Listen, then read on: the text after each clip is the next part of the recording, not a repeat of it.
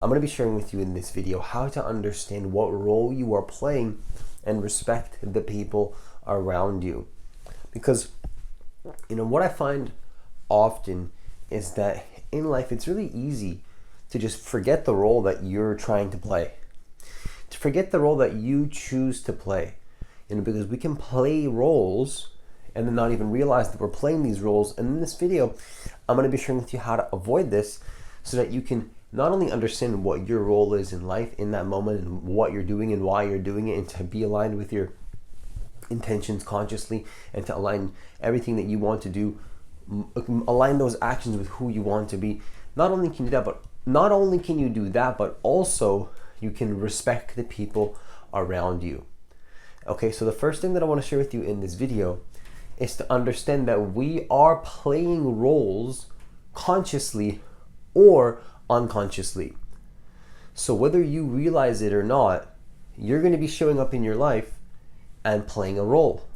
Even if you go back to a classic like Shakespeare, he says life is just nothing more than a play. And if you think about that, that's kind of true. Now, I'm not saying that you need to be fake.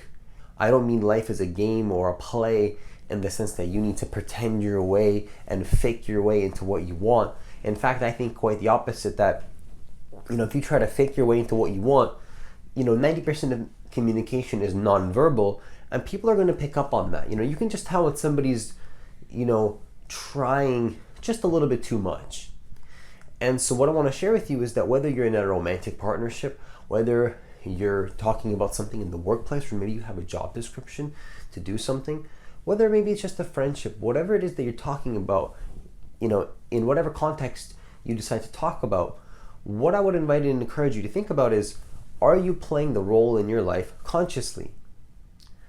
Are you consciously signing up for the role in your life in terms of your romance? Whatever kind of romantic connection you have in your life, is that all being done consciously, or is stuff just happening? Is stuff just happening in that connection?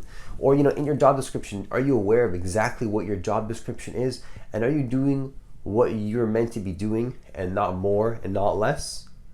Because that's important stuff, that if you're signing up for something, that you're doing it on purpose. And so this call can be happening, under the covers implicitly, but then in a lot of connections, there's no explicit communication in terms of what's happening. So it's important to create that explicit communication as well, so that not only can you have just this understanding implicitly, but you can start to talk about explicitly what's happening with the people around you in your life, in whatever area of life that you're talking about. And so this is what's happening, is that you start to step into a reality of explicit communication, where you're both stepping into roles on purpose, not by accident, with intention. And you can kind of see what's happening, and you see, what, I'm aligning my actions with my intentions and my word, and you have somebody else that does the same thing.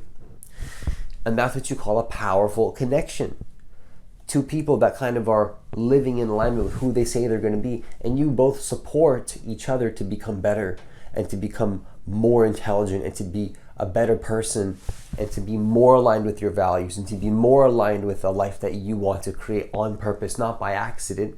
Because why would you be creating by accident? If life is the greatest play of all, and life is a play like Shakespeare said, then why not just at least write the story how you want it to be? Why not write the play or rearrange the characters in the story? Obviously we cannot control the people. We do have influence over other people, but I do not believe we have control over other people. But at least you can influence your own character, your own intentions, and your own actions. You can absolutely control that. You can control your thoughts. You can control choosing to align your actions with your thoughts. And you can choose to cut certain people out of your life that you don't believe is worth your time, because they're not aligning their if somebody is not aligning their actions with their intentions, call them out. And if they're not willing to listen to you calling them out, then maybe it's time to rethink that connection and rethink that situation that's happening there, because maybe that's not the connection that is meant to be in your life. And so the second thing that I want to share with you in this video is to understand that when you sign up for a role unconsciously, you're stepping into a role unconsciously, like maybe in a romantic setting, you're becoming something not on purpose. Whatever role, maybe in whatever romantic setting, whatever role you can imagine in a romantic setting, if you do that not on purpose, can't you imagine how many problems that would create? Because now there's no conscious intentions. You're creating something and you're being something, but not consciously with an intention. It's almost as if something has taken you over, and something has, took you by its grip, and that you're no longer really being you. You're not really being you anymore. You're not really being the person that you want to be, and you're just being somebody else. And that's a serious problem, because, if you want to be the best version of yourself, and you want to be the person that, is living into the best reality that you can live into, that's possible for you out of all the timelines that can possibly be in life, then what's important is to create every moment every moment in your life, moment to moment, consciously, with intention. Right? Why would you be doing any of that by accident? Because if you're doing it by accident, that means that it's almost crazy to think about it, but excuse me, in a way you're almost living into someone else's world, because like you're living, you're not like isolation is not bad in the sense that if you become a little more isolated and that you start to think for yourself and you start to craft a vision for yourself that comes maybe more from your own isolation versus what other people have projected you to be that they want for you, then now you're living a little bit more independently. Now, I'm not saying that if somebody wants something and wants you to be some type of way, that you can't not honor that if you want. You can definitely, be different for somebody else because they can express their needs to you, and you can be better for them because they want you to be that way. That's all possible. But also, it's important to be better for yourself in the sense that you create a vision for yourself that you want, because that's just what you want to do. You want to create that for yourself, and you want it. So what's the problem? There is none. There's nothing wrong with having an intention and a desire to become somebody better and to be something more and to improve your life. There's absolutely nothing wrong with that. And I think that when people start to forget that, you're allowed to consciously craft your vision, and you're allowed to consciously be the person that you want to be, and that you're allowed to consciously craft your story. Let's just say if life was one big story, why can't you craft the story to be the way that you want, to be the way that you intend? Isn't that interesting that maybe there's so many factors in life that you cannot control? There's so many factors that you cannot predict. Life is unpredictable. We all can be aware of that to some certain degree, that not everything is up to you. But there's some things that we can control. And if you can control these things, isn't it like the best thing that you can do is to fully take control of those things that you can control? Like, number one, like I said earlier, like maybe there are thoughts. If you can control your thoughts, wouldn't that be a wise choice and an intelligent choice to fully take control of that? I think it would be. Wouldn't it be a wise and intelligent choice to fully take control of your actions, and making sure that your actions are aligned with your intentions, and that if you have your word and you're talking about your word to people, can you align your action with your word? That's a super powerful situation there that you can be in if you're aligning your action with your word. Because if you can align your action with your word, well, people are going to pick up on that. People are going to notice that. People are going to say that, wait a second, this person, when they see that they're going to do something, they actually do it.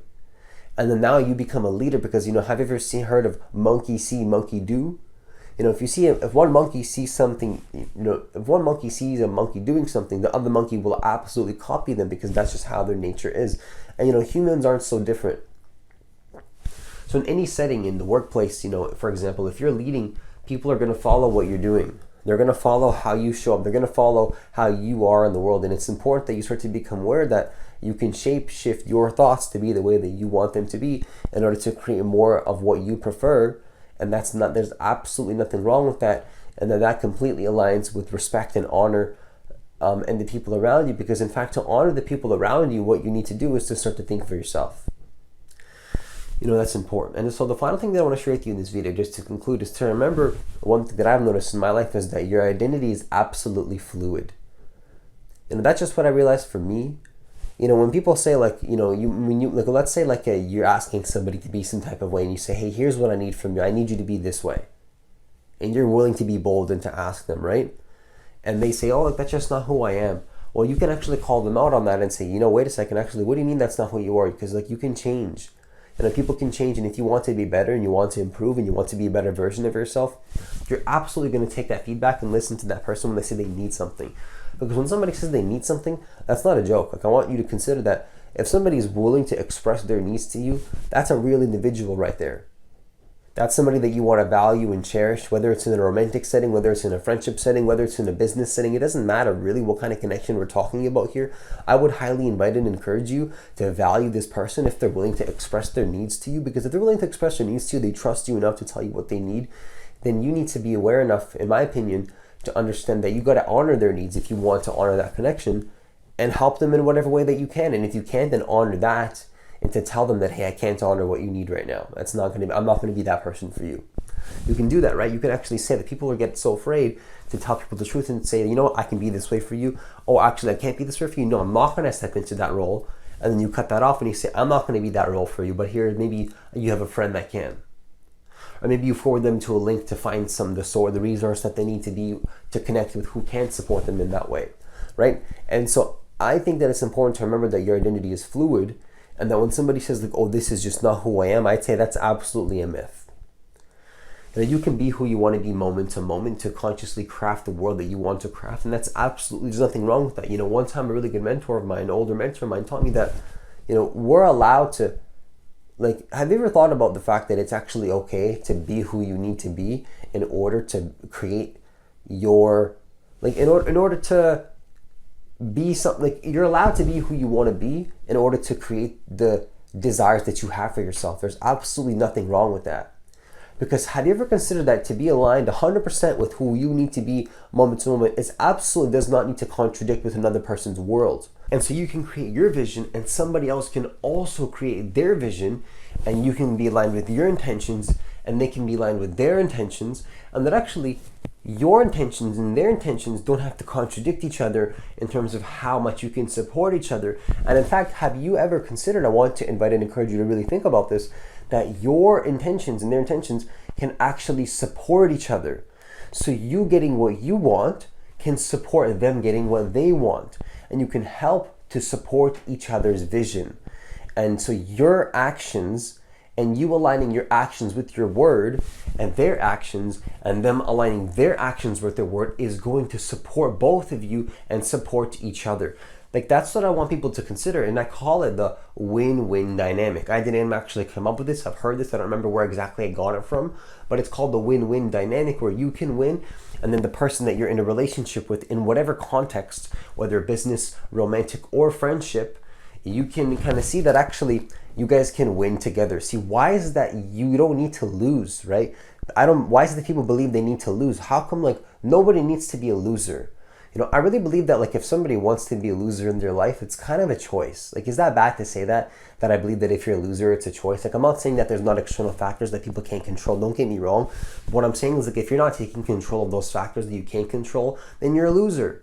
You're absolutely a loser because you're not being a winner. If you want to be a winner, then you have to act like a winner. And I'm not saying, you know, act fake or be inauthentic. But what I'm saying is, like, are you taking courage? Are you taking initiative? Are you consciously thinking about your thoughts? And are you taking actions aligned with those thoughts that you want to create? And are you aligning your action with your word? It's simple stuff, right? But it's like, I think people can neglect it. And I think that people can forget that your identity is this fluid thing that's not static, and that you can really change who you are moment to moment, depending on what your intentions are, depending on what you choose to be, and depending on what it is that you want to create. And I think that's absolutely beautiful to remember that life is kind of like this canvas that you can paint moment to moment exactly how you want, depending on what your desires actually are, and that it's okay for you to do that because you can win with everybody else. And I think it's really important to consider that. And with that, I conclude this video.